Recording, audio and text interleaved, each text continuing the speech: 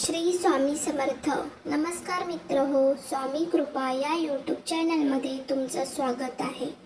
मित्र हो, आपल्याला अनेक अडचणी येत असतात. दुःख, भीती, चिंता, काळजी, नकारात्मकता नेहमी आपल्याला चिकटून असते. काही वेळा अडचणींचे लवकर निरसन होत नाही. अशा वेळी सकारात्मक व्हावे, नामस्मरणाची शक्ती अनुभवावी. श्री स्वामी समर्थांचा जप आणि सेवा केल्याने लाभ मिळतात. प्रत्येक सेवेकऱ्याला आपला एक अनुभव आलेला असतो.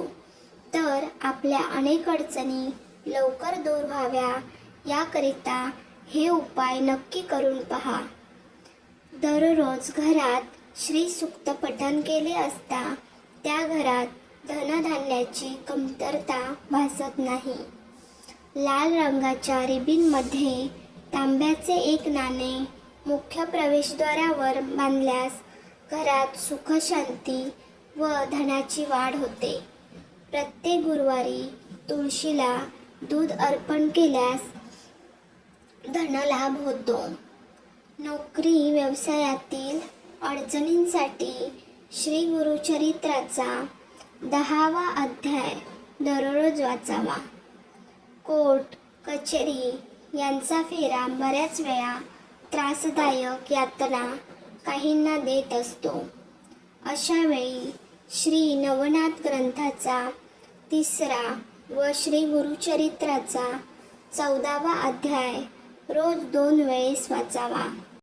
ज्या घरात एकतरी भक्ती व नामस्मरण करणारी व्यक्ती असते त्या घरातील सर्व कुटुंबीय केवळ त्याच्यामुळे तरुण जातात व ती व्यक्ती गेली की वास्तुदोष किंवा इतर अडचणींमुळे होणारे त्रास वाढून कुटुंबास सतत संकटांना सामोरे जावे लागते. शक्य असल्यास श्री स्वामी समर्थांचा जप किंवा तारक मंत्र नियमित बोला किंवा बोलायला शक्य नसेल तर रेकॉर्डिंग सुरू ठेवा व ऐका. स्वयंपाक करतेवेळी किंवा इतर महत्त्वाच्या कामांवेळी सतत नामस्मरण करावे. मनुष्य आचार करण्याआधी उच्चार करतो, उच्चार करण्याआधी विचार करतो. म्हणूनच तो मानवी प्रगतीस खरा कारणीभूत होतो. विचार हा सुविचार होण्याला ध्यान चिंतनाची आवश्यकता फार असते. म्हणून ध्यानधारणा, मन चिंतन याला फारच महत्त्व आहे. अनेक वेळा कामाचा ताण वाढल्यामुळे किंवा इतर अडचणींमुळे रात्री शांत झोप लागत नाही. अशा वेळी आपल्या इष्टदेवतेचे किंवा श्री स्वामी समर्थांचे नामस्मरण करावे.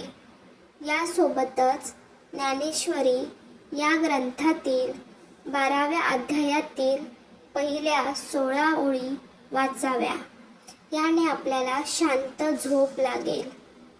मित्र हो, तुम्हाला जर ही माहिती आवडली असेल व चॅनलवर तुम्ही जर नवीन असाल तर चॅनलला लाईक, शेअर, सबस्क्राईब नक्की करा व कमेंट बॉक्समध्ये श्री स्वामी समर्थ लिहायला विसरू नका. हा व्हिडिओ पूर्ण पाहिल्याबद्दल तुमचे सर्वांचे मनापासून आभार.